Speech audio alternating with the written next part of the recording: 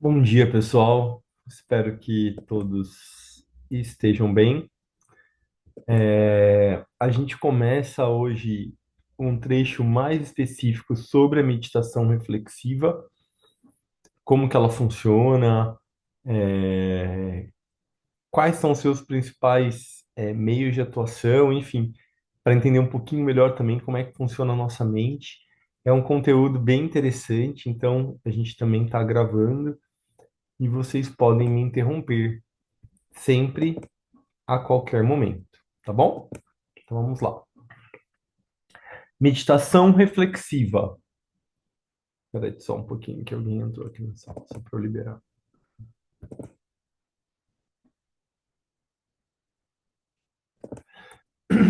A mais simples definição do primeiro tipo de meditação mencionado é simplesmente pensar.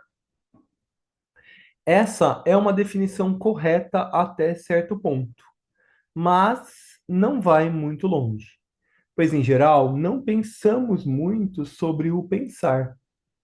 Imaginamos que, sendo inteligente, podemos pensar, mas simplesmente pensar em qualquer coisa que nos interesse é, na verdade, um estado rudimentar de atividade mental. Foi dito que, habitualmente, a mente pensa em nós, em vez de nós pensarmos. Isso significa que a atividade da mente é um processo que, como regra, acontece por si mesmo, promovido por estímulos ou impulsos de diferentes tipos e fluindo de maneira desordenada. Uma corrente de pensamentos é substituída por uma segunda, a segunda por uma terceira e assim por diante. Para descrever esse estado de coisas de maneira mais exata, a mente normalmente é independente do eu e da vontade. Ela sofre interferência o tempo todo das emoções, impulsos, imagens, estímulos externos. Tal atividade mental mal merece o nome de pensar, pois só quando um forte impulso ou interesse mantém a mente trabalhando é que de fato ela funciona de maneira ordenada e produtiva. Acho que nesse parágrafo aqui muitos de nós, ou quase todos nós, nos identificamos com esse conceito do pensar, né? Muitas vezes a gente não pensa de fato. A gente tem uma atividade mental, mas que ela é estimulada ou por algo externo, né? Ou por uma emoção, ou por uma sensação que a gente tem. De fato, a gente parar para pensar, para refletir, para organizar, muitas vezes a gente só faz isso quando a gente tem uma demanda mesmo, quando a gente precisa fazer algo. Mas no nosso dia a dia, muitas ou na maioria das vezes, a gente acaba como uma onda mesmo, né? Vem um estímulo, a gente responde. Vem uma corrente, a gente responde. E aí o Assagioli chama a nossa atenção para a gente se apropriar dessa ferramenta tão estupenda que é a nossa mente.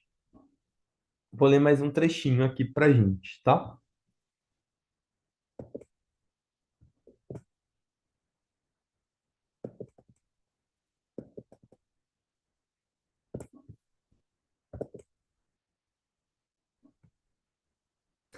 A meditação espontânea, que poderíamos chamar de inconsciente ou não percebida, é praticada frequentemente por pessoas que não lhe dão esse nome. Por exemplo, um cientista solucionando um problema, um filósofo refletindo sobre um conceito, um executivo planejando inteligentemente a organização dos seus negócios. Todos eles são exemplos disso, pois todos demonstram o uso coerente e organizado da mente, ou da faculdade de pensar. Devemos reconhecer a verdade um tanto inesperada, de que essas pessoas frequentemente pensam, na verdade meditam, mais eficientemente do que muitos daqueles que trilham o caminho espiritual.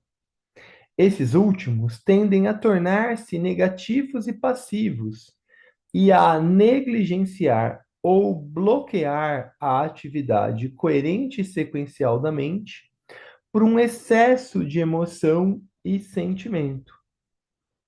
Como algo preliminar à verdadeira meditação, devemos compreender então que a mente é, na verdade, uma ferramenta interna, da qual devemos nos desidentificar a fim de facilitar o seu uso apropriado. A prática da concentração nos ensinou o primeiro passo, como controlar a mente, como mantê-la firme e voltada para uma direção escolhida. Agora vem o próximo passo: não mantê-la imóvel, mas fazê-la prosseguir, avançar, por assim dizer, pelo caminho que queremos, em direção a alguma meta escolhida. Eu vou ler mais um trechinho só para completar esse raciocínio. Pensar nesse sentido significa refletir ou ponderar sobre certo assunto específico, estudando todas as implicações, ramificações e sentidos implícitos. Mesmo um pouco de prática nessa linha mostra-nos quão raso e inadequado é muito do nosso chamado pensar. Tendemos demais a tirar conclusões precipitadas, considerar apenas um lado ou aspecto do assunto em questão. E a mente, em vez de trabalhar em linha reta, desvia-se em resposta às reações emocionais. Então aqui, depois esse próximo parágrafo a gente muda um pouquinho.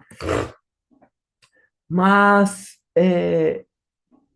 para a gente concluir e compreender um pouco melhor, então, só para a gente recapitular, a gente vem estudando a importância da concentração, né? A concentração é, de fato, o passo inicial para a meditação.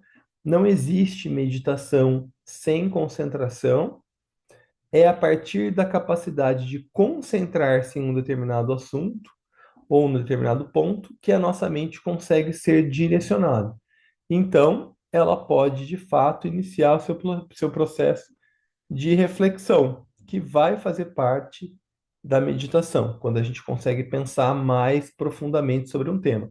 Então, de novo, aquele mito de que meditar não é pensar, é pensar em nada, ele não é verdadeiro, né? A gente começa se concentrando, tentando silenciar a mente, e aí a gente dá uma tarefa para ela. Agora, num estado mais profundo, mais oportuno para se aprofundar em conceitos, em qualidades, em valores, em princípios espirituais, aí a gente entra com a parte da reflexão, que é justamente, a gente vai ver depois, mais para frente um pouquinho, a nossa capacidade de se aprofundar num tema. Então, como esse trechinho que nós dissemos, lemos agora, fala, né, a gente precisa aprofundar o nosso pensamento, a gente tem que olhar, não tirar conclusões precipitadas sobre um assunto, não considerar apenas um lado ou aspecto. Quando a gente está refletindo, a gente precisa de fato se aprofundar nesse tema. Mas para isso a gente só consegue quando a gente já está, em alguma medida, concentrado, né? Desidentificado dos nossos pensamentos. A arte de pensar implica também a gente abrir mão de certas crenças que a gente tinha. Ah, mas eu vou mudar meu pensamento? Não, mas você vai abrir possibilidades diferentes daquilo que você já pensava. Você vai ter coragem de, ok, eu penso nisso, mas e se fosse um pouco diferente? E se esse outro lado também for importante? Por quê? Porque, na verdade, a gente não está trabalhando na crença em si, a gente está treinando a nossa mente a, de forma inteligente, analítica, responsável, mergulhar em todas as facetas de um assunto, então a gente conseguir ter um pensamento mais sólido, a gente conseguir realmente utilizar a nossa mente para pensar. E como é que tá até agora para vocês essa nossa reflexão, essa nossa leitura? Faz sentido, não faz? Sim, super, super faz sentido pra mim. Para mim também.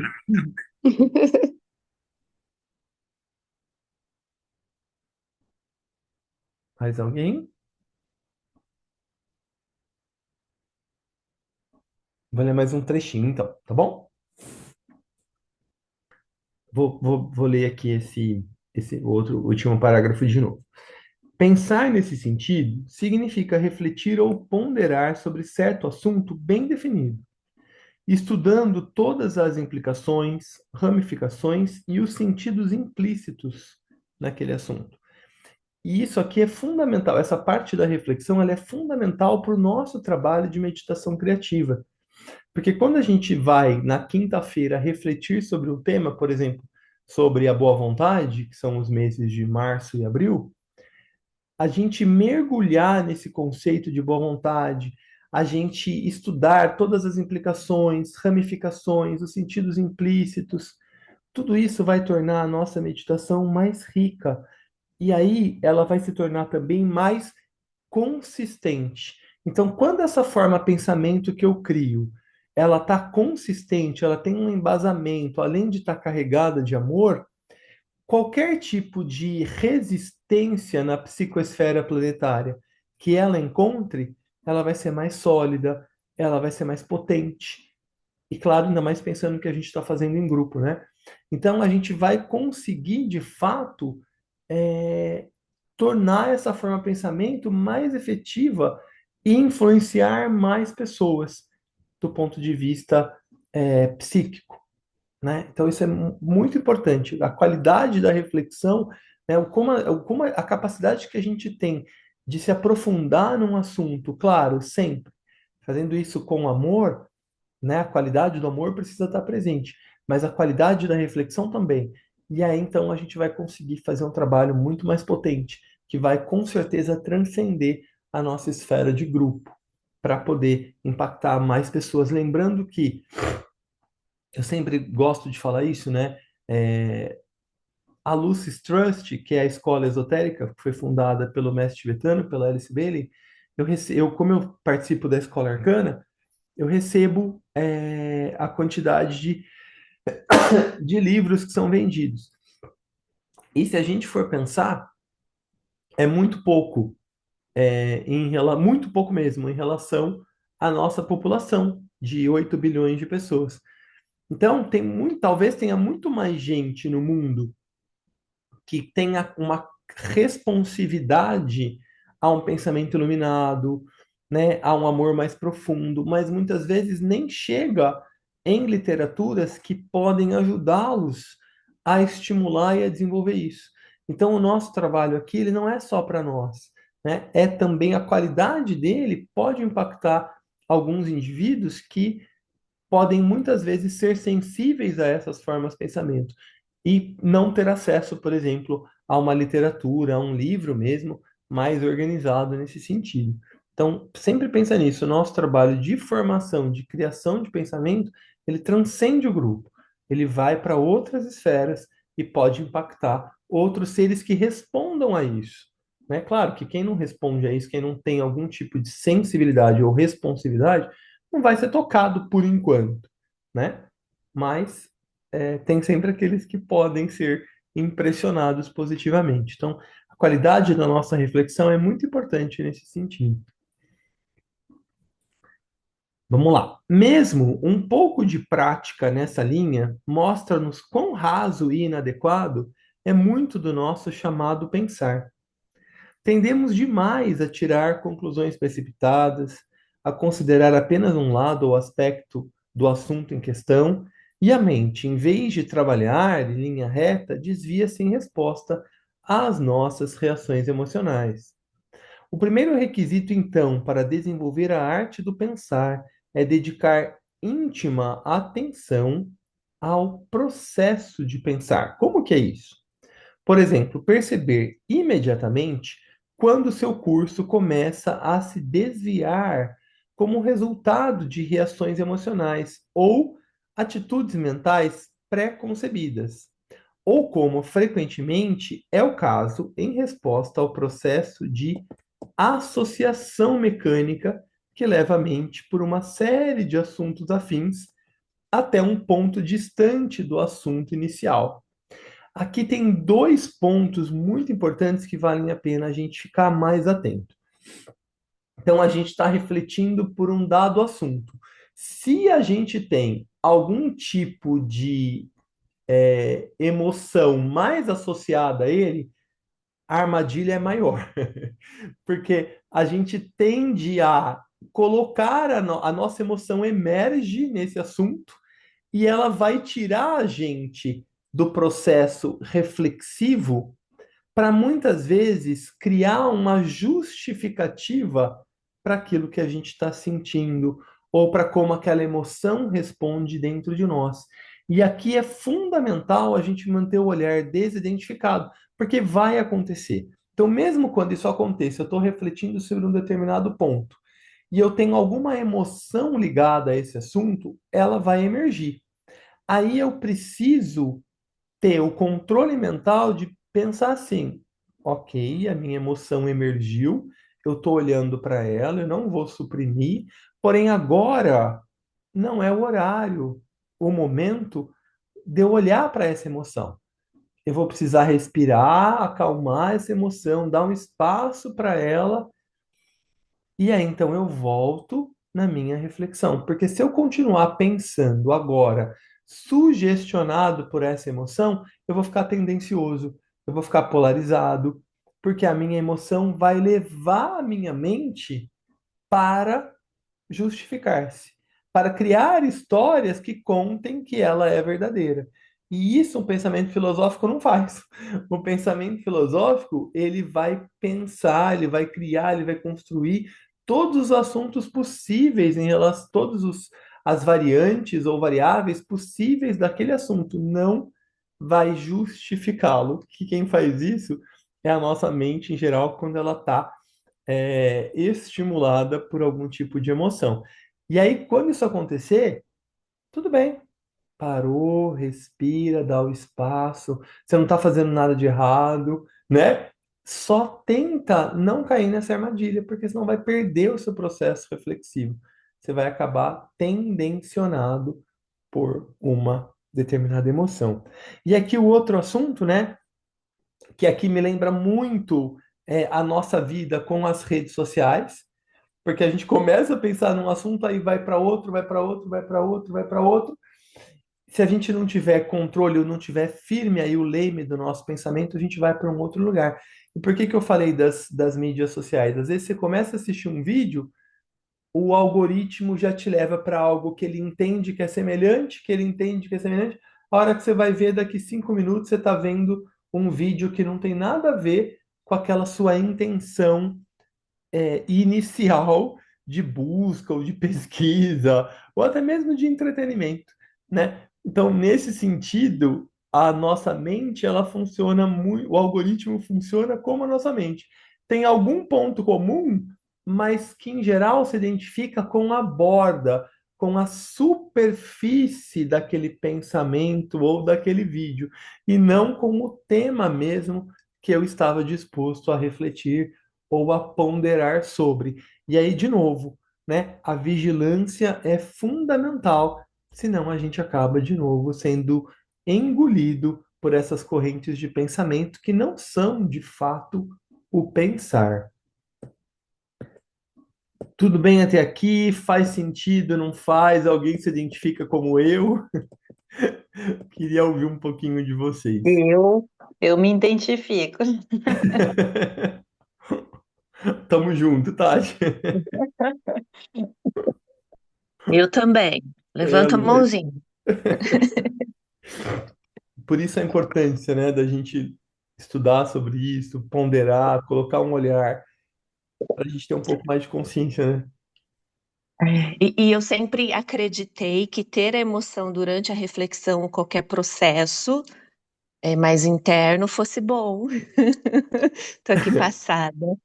Volume, mas depende da qualidade da emoção.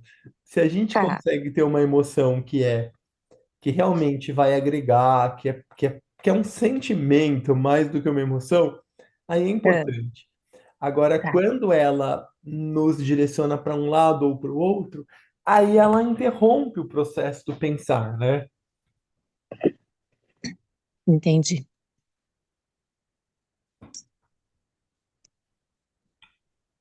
Vamos lá mais um pouquinho, então. Estamos quase terminando. O segundo requisito, esse é fundamental. Esse é a vida discipular. É a persistência. Aqui, algo muito curioso acontece. Inicialmente, depois de alguns minutos de pensamento reflexivo, ficamos certos de que aquele assunto foi esgotado, de que não há nada mais pensar sobre ele. Mas se persistimos através desse período vazio e continuamos a refletir, começamos a descobrir outros aspectos não percebidos. Podemos até descobrir que o que inicialmente parecia ser uma escassez de conteúdo é, na verdade, uma abundância excessiva, o que os franceses chamam de emaranhado de possibilidades. Então, uma nova dificuldade aparece: como explorar todos os aspectos e complexidades do assunto agora percebidos? E como lidar com a torrente de novas linhas de pensamento? Mas isso nem sempre acontece. Algumas vezes parecemos chegar a um impasse ou a entrar num beco sem saída. Parece que não tem mais nada sobre esse assunto. Em tais casos, estímulos externos podem ser úteis e bastante legítimos. Por exemplo, pode-se consultar um dicionário ou uma enciclopédia sobre o assunto em consideração, ou ler o que os outros descobriram sobre ele. Outra maneira de escapar desse impasse é fazer uma lista de perguntas. Isso aqui é fundamental, gente, que cubram os muitos aspectos possíveis do assunto. O exemplo seguinte, tomado da prece que a gente usou na apostila 1, tornará isso claro. Então, eu vou ler aqui e a gente já para, tá bom? Só para dar continuidade no assunto e ficar um pouquinho mais claro. Então, por exemplo, no nosso caso, a gente está refletindo sobre o que é boa vontade, né? Na quinta-feira vai ser a nossa reflexão. Mas aqui o Assagioli está pegando esse exemplo do procuro amar, não odiar. Então, se a gente refletir nesse trechinho, à primeira vista parece óbvio, simples, que oferece muito pouco estímulo para o pensamento, quase banal. É claro que a gente pensa, né? Se eu sou um indivíduo decente, bem intencionado, eu procuro amar e não odiar. Por que não deixar assim? E aí que eu falo que a nossa mente simplifica. Por conta do modo de vida, dos automatismos que a gente tem, das tarefas que a gente acabou criando, ficando com uma preguiça de pensar. Então a gente assume que algo é óbvio e simples, tá bom, eu não preciso me dedicar a isso, né? Mas não é bem assim. Então, se começarmos a nos colocar questões, tais como os exemplos abaixo, podemos descobrir que o assunto é mais significativo do que ele parecia inicialmente. E essa deve ser a nossa provocação. Então, por exemplo, o que significa amar? O que é o amor? Quantos tipos de amor existem? Como é a forma que eu amo? Como eu procurarei amar a partir de agora? Quem eu amo e quem eu sou capaz de amar atualmente? Tenho conseguido amar sempre, como é a minha intenção? E se não, por quê? Quais têm sido os obstáculos e como eu posso eliminá-los para que eu ame de fato? Que tipos de amor a humanidade demonstrou nas várias culturas e civilizações? Pois houve diferentes tipos de amor para os diferentes, e quais diferentes palavras foram usadas, como, por exemplo, eros e ágape para os gregos, né? Quanto à quantidade do meu amor depende das pessoas para quem ele está dirigido. Perdão. Quanto à qualidade do meu amor depende das qualidades para quem ele está dirigido. E quanto depende da minha própria natureza interna. Então, só da palavra amor, né, do amar mais conscientemente, olha quantos exemplos o texto provoca a gente aqui. E a palavra odiar, né? Sob quais disfarces o ódio pode ocultar-se? Sou capaz de permanecer livre de todo tipo de ódio? Qual o significado da afirmação paradoxal que diz: um inimigo é tão útil quanto um Buda?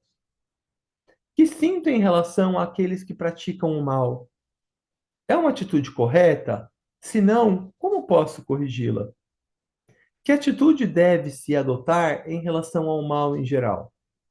Quais são minhas atitudes e minhas reações emocionais em relação àqueles com quem eu estou em oposição? Então, só alguns exemplos aqui de como algumas reflexões, desculpa, algumas perguntas reflexivas podem aprofundar o nosso olhar sobre um determinado tema e abrem a nossa perspectiva sobre algo que parecia simples, né? Procuro amar, não odiar.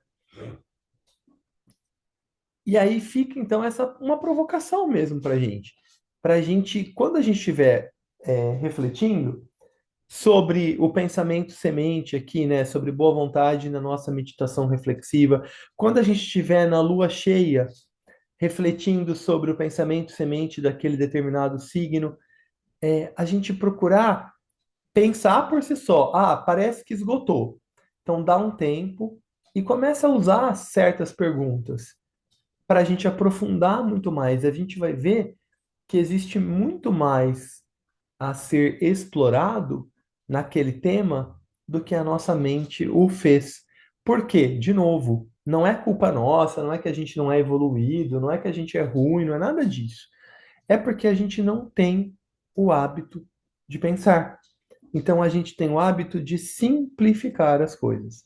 E aí a gente, nesse nosso momento da nossa meditação, a gente vai fazer o movimento contrário. Por quê? Porque, de novo, quanto mais consistente for a nossa meditação, mais profunda, mais consistente, mais potente ela vai ser e mais indivíduos ela vai conseguir impactar.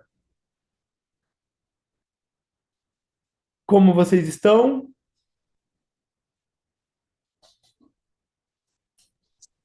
Bem reflexiva. Sim. E- Esse tema realmente é muito interessante. Como que um trechinho leva a gente a viajar por uma série de coisas que realmente a gente vai fazendo sem pensar, né?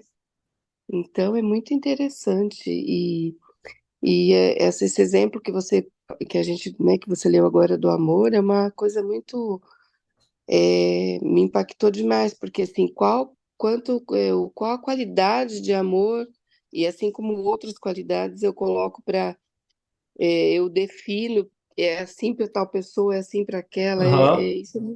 é muito maluco isso.